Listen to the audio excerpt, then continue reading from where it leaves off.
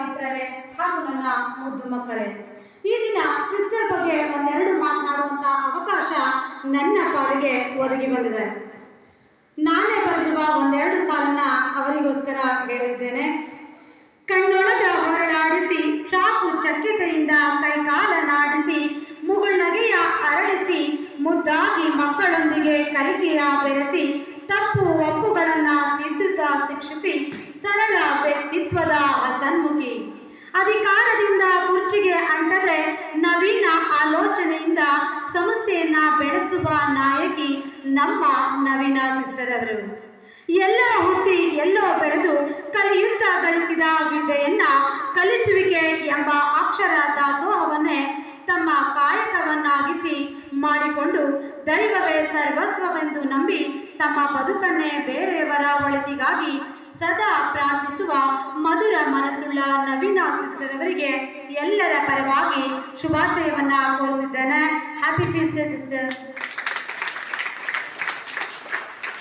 ಹೀಗೆ ಒಂದು ವಾಸ್ತವಿಕ ಸಂಗತಿಯನ್ನ ನಿಮ್ಮ ಮುಂದೆ ಹೇಳೋದಕ್ಕೆ ಇಷ್ಟಪಡ್ತೀನಿ. ಈಗಷ್ಟೇ ಸಾಮಾಜಿಕ ಜಾಲತಾಣದಲ್ಲಿ ನೋಡುವಂಥ ಸಂದೇಶ, ಇದು ಕೆಲವರಿಗೂ ಸಹಿತ ಗೊತ್ತಿರುವಂಥ ವಿಚಾರ. ಏನಂದ್ರೆ, ಒಂದು ಪುಟ್ಟ ಫ್ಯಾಮಿಲಿ, ಅಪ್ಪ ಅಮ್ಮ ಮತ್ತೆ ಮಗ ಒಂದು ಮನೆಯಲ್ಲಿ ವಾಸವಾಗಿರ್ತಾರೆ. ಆ ಮನೆಯ ನಂತರ ಮತ್ತೊಂದು ಮನೆಗೆ, ಬಾಡಿಗೆ ಮನೆಗೆ ಹೋಗಿರ್ತಾರೆ. ಆಗ ಅಪ್ಪ ಅಮ್ಮ ಮಗ ವಾಸವಾಗಿ ಪ್ರತಿದಿನ ಏನು ಮಾಡ್ತಾರೆ, ತಮ್ಮ ದಿನನಿತ್ಯದ ಕೆಲಸವನ್ನ ಮಾಡ್ತಾ ಇರ್ತಾರೆ.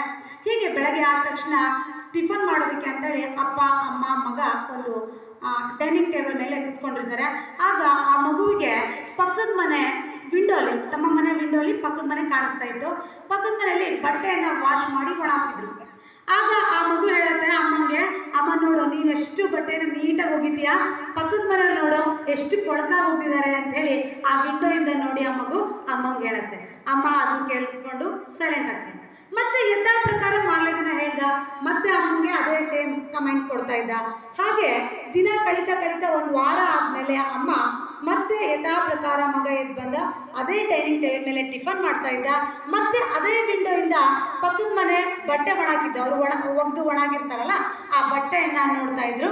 ನೋಡ್ತಾ ಇರ್ಬೇಕಾದ್ರೆ ಮಗು ಹೇಳ್ತಾನೆ, ಸರ್ಪ್ರೈಸ್ ಆಗಿ ಹೇಳ್ತಾನೆ, ಅಮ್ಮ ಇವತ್ತು ನೋಡಲಿ ನೀನು ಉಪಯೋಗಿಸುವಂತ ಸಾಬೂನ್ ಏನಾದ್ರು ಅವ್ರಿಗೆ ಕೊಟ್ಟಿಯಾ, ಎಷ್ಟು ಕ್ಲೀನಾಗಿ ಬಟ್ಟೆ ವಾಶ್ ಮಾಡಿ ಒಣಗಿದ್ದಾರೆ ಅಂತ ಹೇಳ್ತಾನೆ.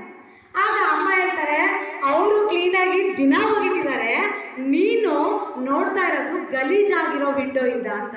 ಇವತ್ತು ನಾನು ವಿಂಡೋನ ಕ್ಲೀನ್ ಮಾಡಿದ್ದೀನಿ, ಹಾಗಾಗಿ ನಿನಗೆ ಪಕ್ಕದ ಮನೆ ಒಗ್ದಿರೋ ಬಟ್ಟೆ ಏನಾಗ್ತದೆ, ಕ್ಲೀನಾಗಿ ಕಾಣ್ತದೆ ಅಂತ. ಅಂತ ಒಂದು ವಾಸ್ತವಿಕತೆ ಇದೆಯಲ್ಲ, ಅಂತ ವಾಸ್ತವಿಕತೆಯನ್ನ ಮಕ್ಕಳ ಭವಿಷ್ಯದಲ್ಲಿ ಶಿಕ್ಷಣಕ್ಕೆ ಅಂಟಿರುವ ಪರದೆ, ನಿಮಗೆ ಯಾವುದು ಬೇಡವಾಗಿರುತ್ತಲ್ಲ ಆ ಪರದೆಯನ್ನ ಸರಿಸಿ ಸಮಾಜದ ವಾಸ್ತವಿಕತೆಯನ್ನ ಸರಳವಾಗಿ ನಿಮಗೆಲ್ಲ ತಿಳಿಸುವಂಥವರು ನಮ್ಮ ಶಾಲೆಯಲ್ಲಿ ಸಿಸ್ಟರ್ಗಳು. ಅಂತ ಉತ್ತಮ ವ್ಯಕ್ತಿತ್ವವನ್ನು ಹೊಂದಿದಂಥ ಸಿಸ್ಟರ್ಗಳು ನಮ್ಮ ಸಂಸ್ಥೆಯಲ್ಲಿ ಇವತ್ತು ಅಧಿಕಾರದಿಂದ ಇರ್ಬೋದು, ಶಿಕ್ಷಣದಿಂದ ಇರ್ಬೋದು, ಎಲ್ಲರನ್ನ ಸಮಾನವಾಗಿ ಮನೆಯನ್ನು ತೊರೆದು ಶಾಲೆಗೆ ಬರುವಂಥ ಎಲ್ಲ ಮಕ್ಕಳಿಗೂ ಪೋಷಕರಾಗಿ ತಮ್ಮ ಕಾರ್ಯವನ್ನು ನಿರ್ವಹಿಸ್ತಿದ್ದಾರೆ. ಈಗಲೂ ನಮಗೆ ಎಲ್ಲರಿಗೂ ಗೊತ್ತು, ನವೀನ ಸಿಸ್ಟರ್ ಪರಿಚಯ ಇದೆ, ಎಲ್ಲರಿಗೂ ಕೆಲವೊಬ್ಬರಿಗೆ ಏನು ಫೇವ್ರೆಟ್ ಟೀಚರ್. ಆದರೆ ಅವರು ಎಲ್ಲಿ ಜನ ಆದರೂ ಅವ್ರ ಸ್ಥಳ ಗೊತ್ತಿಲ್ಲ, ಅವರ ಅಪ್ಪ ಅಮ್ಮ ಯಾರು ಗೊತ್ತಿಲ್ಲ, ಅವರ ಅಕ್ಕ ತಂಗಿ ಗೊತ್ತಿಲ್ಲ, ಅಣ್ಣ ತಮ್ಮ ಗೊತ್ತಿಲ್ಲ, ನೆಂಟರು ಯಾರು ಗೊತ್ತಿಲ್ಲ. ಆದರೂ ನಮಗೆ ನವೀನ ಸಿಸ್ಟರ್ ಅವರು ಅಚ್ಚುಮೆಚ್ಚು. ಬಹುದೂರದ ಪ್ರಯಾಣವನ್ನು ಬೆಳೆಸಿ ನಮ್ಮ ಆನವಟ್ಟಿ ಪಟ್ಟಣಕ್ಕೆ ಬಂದು ಸತತವಾಗಿ 6 ವರ್ಷಗಳ ಸುದೀರ್ಘ ಶಿಕ್ಷಣವನ್ನು ನೀಡ್ತಾ ಮಕ್ಕಳ ಭವಿಷ್ಯವನ್ನು ರೂಪಿಸುವಲ್ಲಿ ಶ್ರಮಜೀವಿಯಾಗಿ ತಮ್ಮ ಕಾರ್ಯವನ್ನು ನಿರ್ವಹಿಸ್ತಾ ಇದ್ದಾರೆ. ಹಾಗೆ ಶಾಲೆಗೆ ಪ್ರತಿ ವರ್ಷ ಶಿಕ್ಷಕರ ಬದಲಾವಣೆ ಆಗ್ತಾ ಇರತ್ತೆ. ಅಂತ ಬದಲಾವಣೆಯ ಕಾಲದಲ್ಲಿ ನವೀನ ಸಿಸ್ಟರ್ ಅವರು ಸಹ ನಮ್ಮ ಸಂಸ್ಥೆಗೆ ಕಾಲಿಟ್ಟರು. ಅವರು ಸಹ ಶಿಕ್ಷಕರಾಗಿ ತಮ್ಮದೇ ಅಲ್ಲದ ಮಾತೃಭಾಷೆ, ನಮ್ಮ ಮಾತೃಭಾಷೆಯನ್ನು ಕನ್ನಡವನ್ನು ಕಲಿತು ಮಕ್ಕಳಿಗೆ ಆಂಗ್ಲ ಭಾಷೆಯನ್ನು ಬೋಧಿಸ್ತಾ ತಮ್ಮದೇ ಆದಂತಹ ಚಾಕುಚಕ್ಯತೆಯನ್ನು ಮಕ್ಕಳ ಭವಿಷ್ಯದಲ್ಲಿ ನಿರೂಪಿಸಿದ್ದಾರೆ. ಅಂತ ಒಳ್ಳೆಯ ವ್ಯಕ್ತಿತ್ವವನ್ನು ಹೊಂದಿದಂತಹ ಸಿಸ್ಟರ್ ಅವರಿಗೆ ನೀವೆಲ್ಲರೂ ಚಿರಋಣಿಯಾಗಿರುತ್ತಾ ಅವರ ಈ ಒಂದು ಶುಭ ದಿನದಂದು ಎಲ್ಲರೂ ಮತ್ತೊಮ್ಮೆ ಎಲ್ಲರೂ ಜೋರಾಗಿ ವಿಶ್ ಅನ್ನ ಮಾಡಬೇಕು. ನೆಕ್ಸ್ಟ್ ಫೀಸ್ಟ್ ಡೇವರೆಗೂ ಅವ್ರಿಗೆ ನೆನಪಿರ್ಬೇಕು, ಆ ಥರ ಸೌಂಡ್ ಬರಬೇಕು. ಓಕೆನಾ? 1 2 3. ಓಕೆ. ಈ ಶುಭಾಶಯ ಅವರಿಗೆ ದೀರ್ಘಕಾಲದ ಆಯುಷ್ಯನ ಕೊಟ್ಟು ಉತ್ತಮ ಆರೋಗ್ಯವನ್ನು ಕೊಟ್ಟು ದೇವರು ಕಾಪಾಡಲಿ ಅಂತ ಹೇಳಿ ಹರಿಸ್ತಾ ನನ್ನ ಮಾತಿಗೆ ವಿರಾಮವನ್ನು ನೀಡ್ತಿದ್ದೇನೆ. Thank you.